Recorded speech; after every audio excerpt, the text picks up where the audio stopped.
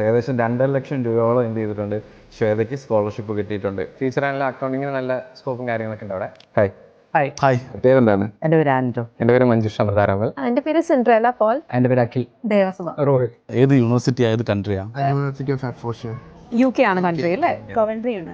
ഞാൻ Ireland. Ireland. Ireland. UK എന്താണ് preference? UK പോലെ കൺട്രിയിൽ അങ്ങനെ ഒരു വെറൈറ്റി കോഴ്സ് നമ്മൾ പഠിക്കുമ്പോഴത്തേക്ക് നമുക്കൊരു ജോബ് ഓപ്പർച്യൂണിറ്റി ആണെങ്കിൽ ഭയങ്കര കൂടുതൽ അവിടെ കിട്ടും. എനിക്ക് ആദ്യമേ നഴ്സിംഗ് കഴിഞ്ഞപ്പോൾ തൊട്ടേ UK പോകണമെന്നായിരുന്നു. UK അത്യാവശ്യം അഫോർഡബിൾ ആയിട്ടുള്ള സ്കോളർഷിപ്പ് ഫീസ് സ്ട്രക്ചർ ഒക്കെ ഉള്ളതുകൊണ്ട് 2,500 pounds. 2,500 pounds, ഏകദേശം 2,00,000 എന്ത് ചെയ്തിട്ടുണ്ട്, ശ്വേതയ്ക്ക് സ്കോളർഷിപ്പ് കിട്ടിയിട്ടുണ്ട്. 2,500. എന്താണ് മാസ്റ്റേഴ്സിന് അയർലൻഡ് ചൂസ് ചെയ്യാനുള്ള റീസൺ?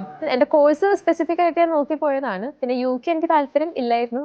പിന്നെ നോക്കിയപ്പോൾ അയർലൻഡാണ് കണ്ടത്. ഇത് നല്ല ഓപ്പർച്യൂണിറ്റി ആയിട്ട് കണ്ട് അങ്ങനെ ചൂസ് ചെയ്തു. ഇല്ല, ഞാൻ അയർലൻഡ് തന്നെ ചൂസ് ചെയ്തതാണ്. കാരണം അവിടെ IT കുറച്ചുകൂടെ സ്കോപ്പാണ് കമ്പാരിറ്റീവ്ലി ബാക്കിയുള്ള കൺട്രീസ് വെച്ച് നോക്കുമ്പോൾ. സ്കൈ മാർക്ക് ഏജൻസീസിൻ്റെ ഗൈഡ് ലൈൻസ് ഭയങ്കര ഹെൽപ്ഫുള്ളായിരുന്നു.